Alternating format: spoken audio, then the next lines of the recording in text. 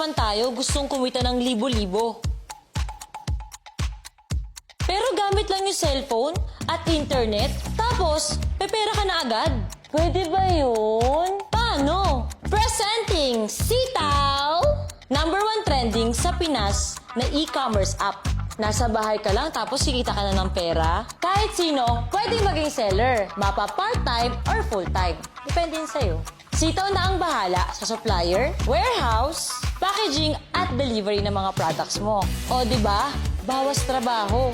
Advertising at marketing, hindi mo na kailangan intindihin yon dahil Sitaw na ang bahala dyan.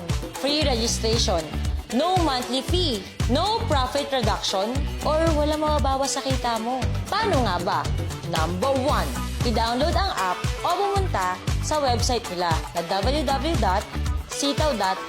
#2, iset up mo na ang shop details mo at ilista ang mga products na gusto mong ibenta sa Sitaw website. #3, pag may umorder na ng products mo, dun ka pala magbabayad.